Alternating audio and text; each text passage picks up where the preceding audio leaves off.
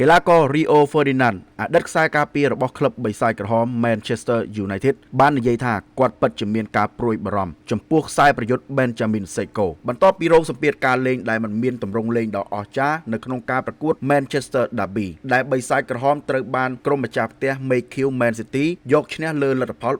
3-0 ដោយកូនក្រុមរបស់លោក Ruben Amorim បានចាប់ផ្ដើមនៅរដូវកាលនេះបានយ៉ាងមិនល្អដោយពួកគេត្រូវរងចាំរហូតដល់ប្រកួតទី3ជាមួយនឹងក្រុមបាល់ទាត់ Burnley ទើបអាចយកឈ្នះប្រកួតដំបូងនៅក្នុង Premier League ហើយបន្ទាប់ពីសម្រាកនៅក្នុង FIFA Day មក Manchester United ក៏ចាប់ផ្ដើមការប្រកួតទី4ដោយពួកគេត្រូវលេងតតាំងជាមួយនឹងក្រុមម្ចាស់ផ្ទះ Manchester City ប៉ុន្តែសម្រាប់លទ្ធផលដូចដែលបងប្អូនបានដឹងហើយគឺកូនក្រុមរបស់លោក Ruben Amorim ពិតជាធ្វើមិនបានល្អទេដោយបរាជ័យយ៉ាងធ្ងន់ធ្ងរហើយបន្ទាប់ពីចប់ការប្រកួតលោក Ruben Amorim នៅតែបដិញ្ញាចិត្តថាគាត់នឹងមិនផ្លាស់ប្ដូរទម្រង់លេងជាដាច់ខាតទោះបីត្រូវថ្នាក់ដឹកនាំក្លឹបធ្វើការបណ្ដេញចេញយ៉ាងណាក៏ដោយ Rio Ferdinand គាត់បានមកនិយាយថាអ្វីដែលខ្ញុំព្រួយបារម្ភជាងគេនោះគឺ Benjamin Sesko គាត់មិនសូវទទួលបានបាល់ពីមិត្តរួមក្រុមហើយគ្មានអ្នកណាបង្កើតឱកាសឲ្យគាត់ដូចជាលើកឲ្យគាត់ឲ្យស៊ីឲ្យគាត់សុទ្ធឡើយបន្ទាប់មកគាត់បាននិយាយបន្ថែមទៀតថាបញ្ហារបស់ក្លឹបគឺបានទិញខ្សែប្រយុទ្ធថ្មីមកតែអ្នកត្រូវគិតថាតើធ្វើដូចម្តេចដើម្បីបង្កើតឱកាសឲ្យ Benjamin